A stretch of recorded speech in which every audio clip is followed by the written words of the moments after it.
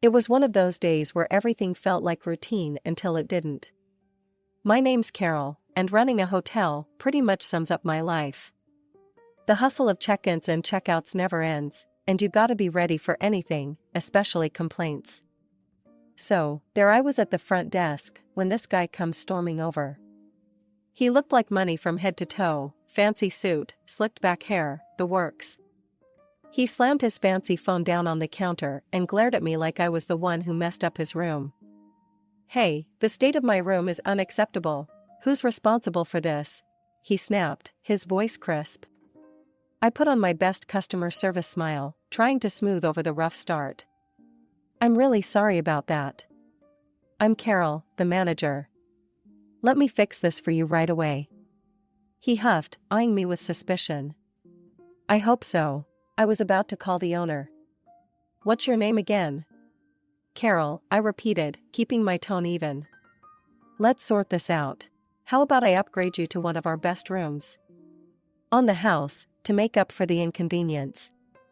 As we walked to the new room, I noticed his gaze softening.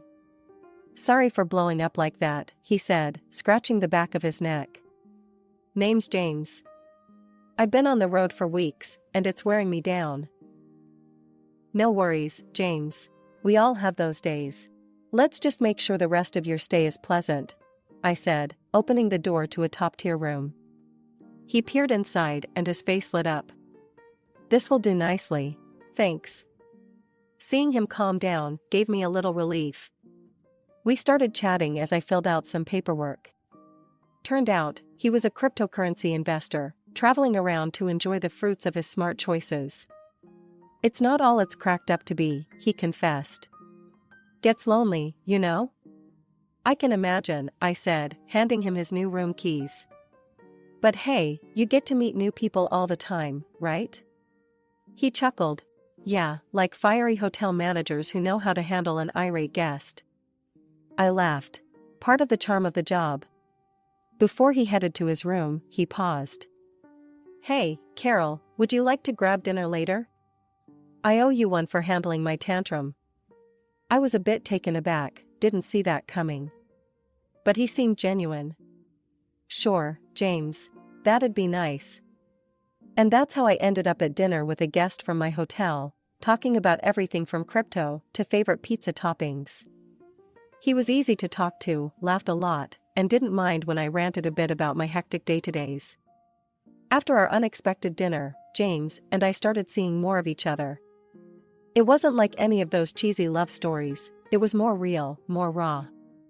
We'd meet up after my shifts at the hotel, sometimes grabbing a late-night bite or just walking and talking until the early hours. One evening, we were at this little dive bar, the kind where everyone knows your name and the beer's always cold. We were tucked away in a corner booth, the noise of the bar a dull background hum to our conversation. James was picking at the label on his beer bottle, something he did when something was on his mind. "You know, Carol, I've traveled a lot, seen a lot of places, but it's kinda lonely, this road life." "Yeah?" I took a sip from my drink, watching him closely. "Why keep at it then?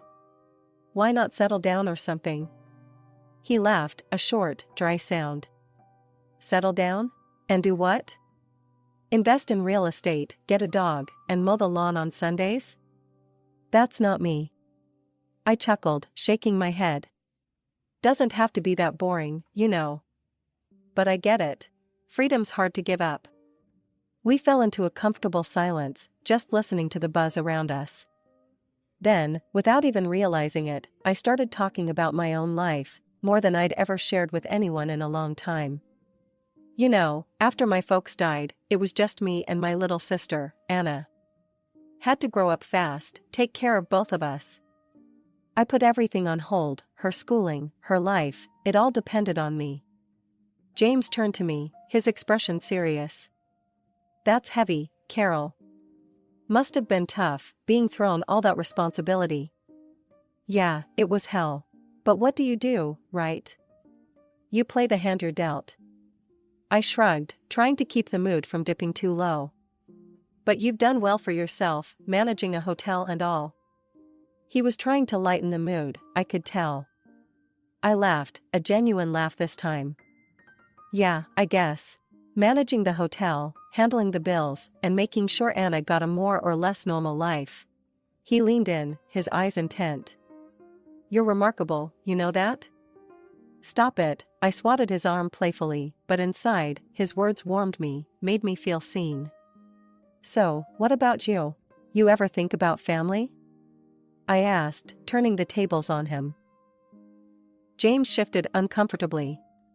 Family. That's a tricky one. Let's just say my folks and I don't see eye to eye. They have their empire, and I have my road. An empire, huh? I teased, bumping his shoulder with mine. Sounds fancy. He gave a rueful smile. Not as fancy as it sounds. More like a lot of expectations and golden handcuffs. We spent hours just talking that night. It was as if opening up to each other broke down some walls. I didn't notice the time until the bartender started putting chairs up on the tables. Things with James had been going surprisingly smooth. We'd spent weeks together. But he'd always kept a bit of distance when it came to serious stuff, like where this was all going. That is, until one evening when everything changed. I had invited James over to my place for dinner. It was the first time he'd seen where I lived, apart from picking me up for dates. He walked around my apartment, taking it all in. This is nice, really nice, Carol. Didn't figure you for living somewhere like this, he said, genuinely surprised. I laughed, spreading my arms wide. What, you thought I lived in a shack or something? After my parents passed, they left us pretty well off. Sold their house, bought an apartment for Anna, and I made the first payment on the mortgage. And this place is mine. James nodded, impressed. You've done well for yourself. Really well. The evening went on, and after dinner, we sat on the couch, a bottle of wine between us. That's when he dropped the bombshell. Carol, I've been thinking a lot lately about us. I raised an eyebrow, my heart starting to race. Oh yeah? And what have you been thinking? He took my hand, his eyes locking on mine. I love you, Carol. I know I said I wasn't looking to settle down, but with you, it's different. I can't imagine being anywhere else but here. With you. The words hit me like a tidal wave.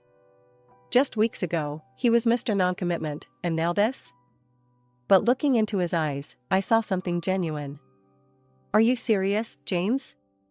This isn't you just being caught up in the moment? He shook his head, squeezing my hand.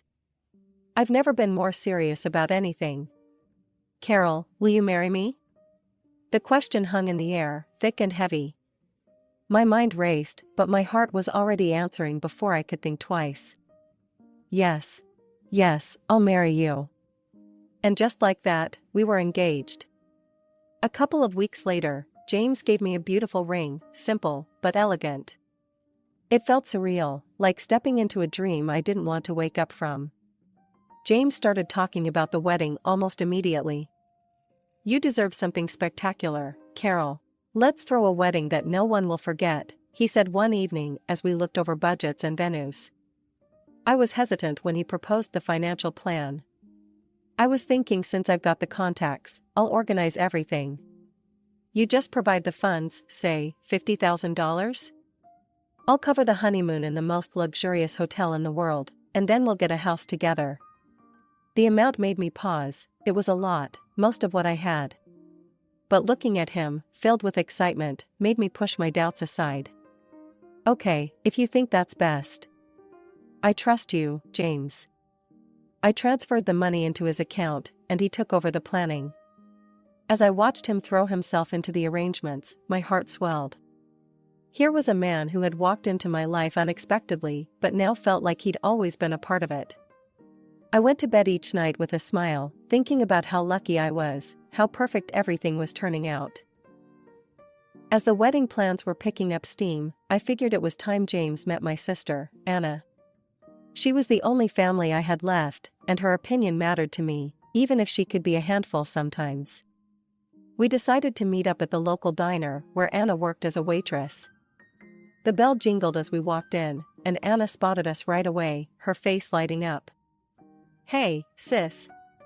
Anna waved us over, then her eyes slid over to James. "And you must be the famous fiancé. I've heard loads about you." James flashed his $1,000,000 smile, stepping forward to shake her hand. "And you must be the beautiful sister I've been told so much about. You two could be twins." I rolled my eyes, feeling a mix of pride and annoyance. Okay, cut it out with the charm, mister." Anna laughed, but then leaned in with a mischievous glint in her eye. "So, James, are you as rich as they say? My sister sure knows how to pick 'em." "Anna," I hissed, embarrassed. She always knew how to push my buttons. James just chuckled, taking it in stride. "Well, I'd done all right for myself, but Carol's right, it's not about the money. It's love that really counts." Anna raised an eyebrow, looking impressed. "Smooth talker, huh? I like him." Over the next few weeks, James proved to be the perfect gentleman. He was charming, attentive, and never made me feel like he was anything but utterly devoted to me. He didn't even bat an eye at Anna's flirtatious antics, which was a relief. One day, in the midst of all the wedding chaos, my best friend Liz and I went to a bridal salon to pick out my wedding dress. The place was draped in silk and satin, a bridal heaven. As I was being zipped into one of the gowns, I heard a familiar laugh from the next booth. Curious, I poked my head around the curtain, and there was Anna, twirling in front of a mirror in a wedding dress. "Anna, what in the world are you doing in a wedding dress?" I asked, my voice echoing my bewilderment. She stopped twirling and gave me a crooked smile. "Oh, just trying some stuff on. You know, for fun." Liz, who'd come around to see what the fuss was about, chuckled. "Looks like someone's caught the wedding bug." Anna's laugh was stiff, not quite reaching her eyes. "Yeah, something like that. Let's just say I might need one sooner than you think." "What? Are you serious? Is there something you need to tell me?" I pressed, half amused, half concerned. "Just let it be a surprise," Anna said, her tone light but evasive. We all laughed it off, thinking she was just being her usual dramatic self. I turned back to my own reflection, the image of Anna in that wedding dress lingering in my mind, but I brushed it aside, focusing on my own big day. That day was like any other until it wasn't. James had left in a hurry after breakfast, mumbling about some meeting he couldn't miss. He forgot his phone on the coffee table, and it started buzzing like crazy just minutes after he dashed out. Curiosity got the better of me. I thought it might be something urgent about the wedding or his work. "Probably just his buddy checking in," I muttered to myself as I picked up the phone. There was no password, James never bothered with one. That alone should have tipped me off that he wasn't as cautious, or as clever, as he liked to think. The screen lit up to a storm of messages, all from the same contact, Anna Banana. My heart sank a bit. Why is he texting Anna so much? I opened the messages, telling myself I was just being paranoid. But the words I read burned through the screen. "I can't wait to be with you forever," Anna had written. "Forget Carol, it's you I want standing with me." And James, the man I was about to marry, replied, "Soon, love. We just need to play along a little longer." She's so clueless, it's almost funny. I scrolled through more messages, each one a stab in the heart. They talked about the wedding, about me, about how they'd use my money to start their life together, once I was out of the picture. But the most disgusting thing is that Anna was pregnant by James. The room spun around me. I felt sick. My sister, my baby sister, who I'd practically raised on my own, was stabbing me in the back. And James, the man who'd promised to love and protect me, was the knife in her hand. An hour later, James came back, looking flustered. "Hey, babe, seen my phone?" he asked, kissing my cheek like nothing was amiss. I handed it over with a smile plastered on my face, the same one I'd worn 1,000 times before. "You left it here," I said sweetly. "Must be losing your touch, leaving your lifeline around." As he scrolled through his phone, presumably checking for missed messages, I watched him closely. Does he have any idea that I know? Does he even care?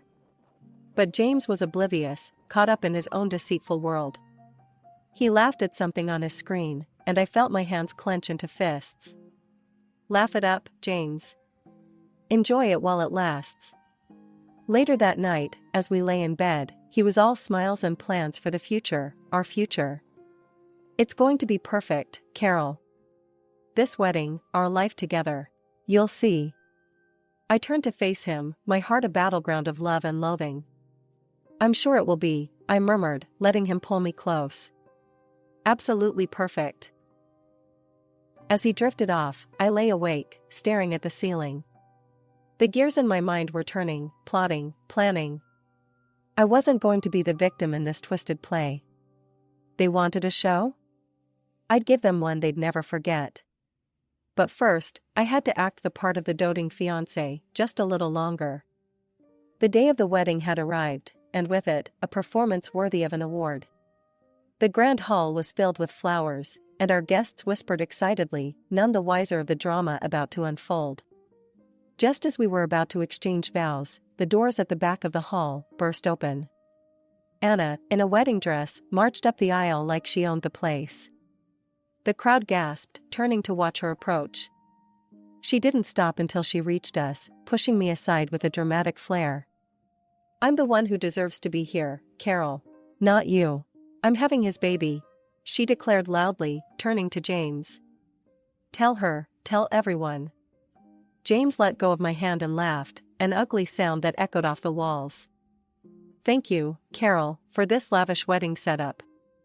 It's perfect, for me and your sister. The guests murmured, shock written on every face. James continued. Why don't you take a seat, Carol? Enjoy the show as a guest. His words were meant to wound, but I simply smiled, stepping back gracefully. Of course, I wouldn't miss it for the world, I said, my voice calm and even. Their smug smiles faltered, confusion flickering as I walked away without a scene. I took a seat, crossing my legs and fixing my gaze on the farce unfolding before me. As they turned to face the priest and made their own vows, another dramatic entrance halted everything once more. A woman, clearly older and carrying an air of fury like a storm, marched down the aisle. James, she bellowed, making him pale. You lying, cheating scumbag. The whole room froze. James's fake smile slipped, revealing a hint of the panic he felt as the woman stood before us all. I am his wife, and mother to his child, which he has conveniently forgotten along with the vows he made to me. Anna's face drained of color, her legs nearly giving out beneath her. She looked from James to the woman, then to me, a silent plea for help. I also have a little gift for everyone, I said, standing up. My voice carried clearly, every word enunciated with cold precision. James isn't just a bigamist. He's broke. A private detective confirmed he's drowning in debt, his investments failed, and worst of all, he's been stealing from his own family. The crowd erupted in whispers, the delicious sound of gossip and scandal mingling in the air. James's wife turned on Anna. And you? How dare you? She advanced on my sister, who stumbled back, tears streaming down her face. I watched, a bittersweet satisfaction settling in my chest. This was the culmination of weeks of pain and planning. Seeing them unravel, watching as their worlds crumbled, was a vindication, yet it left a hollow ache deep inside. The real wife's accusations continued, her voice sharp and unforgiving. He's left us nothing, and you think he'd build something with you? Wake up, girl. Anna sobbed, her dream wedding turning into a nightmare. James attempted to speak, to salvage some shred of dignity, but his wife slapped him hard across the face, the sound a sharp crack that echoed through the hall. Just as the guests began to process the shocking revelations, another pair of uninvited guests stormed through the doors, James's parents. The elderly couple looked every bit the part of disgruntled aristocracy, their faces etched with disbelief and anger as they took in the scene before them. The father, a stern-looking man with a sharp suit, was the first to speak, his voice booming over the murmurs of the crowd. I am utterly ashamed of you, James. To think you could descend to such deceit, he bellowed, his gaze piercing his son as if trying to incite remorse with his words alone. His mother, a fragile-looking woman with tear-streaked cheeks, clutched a handkerchief tightly. My son, how could you, she sobbed. This is not how we raised you. Deceiving these women, it's unforgivable. James stood there, his usual suave demeanor crumbled under the weight of public familial disapproval. He tried to speak, to explain, but his father cut him off. You are no longer a part of this family's legacy. Consider yourself without an inheritance, his father declared, his voice cold and final. The room erupted into chaos once again, with guests pulling out their phones, likely capturing the downfall of what was supposed to be my dream wedding. In the weeks that followed, I took James to court. My lawsuit demanded the return of the $50,000 I had foolishly handed over for what was supposed to be our wedding.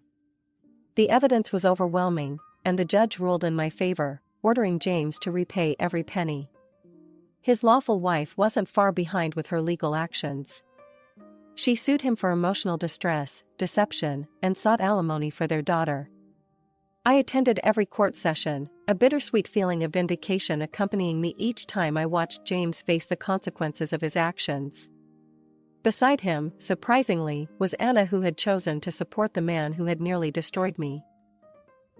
One day, outside the courtroom, Anna confronted me. He loves me, Carol. And I love him. We're going to get through this, no matter what you or anyone else thinks. I stared at her, the sister I once loved, now hardly more than a stranger. Love? You call this love? He used us both, Anna. Open your eyes. He's a liar. But he's changed. He'll change for me. You just couldn't see the good in him, Anna retorted, her voice shaky yet defiant. Shaking my head, I felt a cold laugh escape me. Good? There's no good in him, Anna. He's a con artist. And you're just another one of his marks. As I walked away, the weight of everything that had happened pressed down on me. The lies, the betrayal, the court battles, it had all taken a toll. Yet, there was a strange sense of closure. The man who had vowed to love me had shown his true colors, and I had exposed them for the world to see.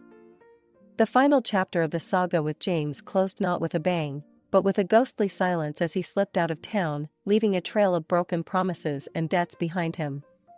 He had managed to settle his dues with me and his legal wife, perhaps thinking it would cleanse his slate before he vanished. But the true mess he left was with Anna, my sister, who found herself alone and pregnant.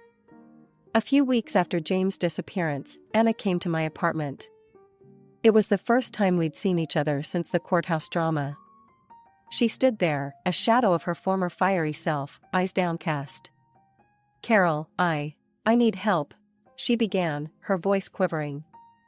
He left me, and I'm going to have his baby. I have nothing. The old me, the one who had raised her, might have caved, might have opened the door wide and let her back into my life without a second thought. But too much had happened. You have the apartment, and you'll have the baby. That's a start. You're not on the streets, you're not helpless. But I don't have any money, Carol. The bills, the baby. I need support. I shook my head, the decision firm in my heart even as it ached to see her like this. You made your choice, Anna. You can make another now. Figure it out, like I had to when Mom and Dad died. Like I did when you stabbed me in the back. She sobbed, covering her face with her hands, her body shaking. I never meant to hurt you. I thought I was in love. I really did. Love doesn't lead you to betray your family. Love doesn't make you a spectator at my humiliation. You didn't love me enough to stay away from him, to come clean before everything fell apart. Anna looked up, desperation written all over her face. So, that's it? You're just going to turn me away? Yes, that's it. You're going to walk away from here, and you're going to take care of your child. Alone. Like I took care of you. Turning back into my apartment, I closed the door on her cries, a final, echoing slam that sealed my heart along with it. It was the hardest thing I had ever done, but necessary. Life after that day resumed with a quiet normality I hadn't realized I'd missed. I threw myself back into my work, took up old hobbies I'd neglected, and slowly rebuilt the independence that had always defined me. As for Anna, I heard through family friends that she had her baby, a little girl. They said she was managing, getting by. I hoped sincerely that she found her way, found strength in her role as a mother, strength she hadn't found as a sister.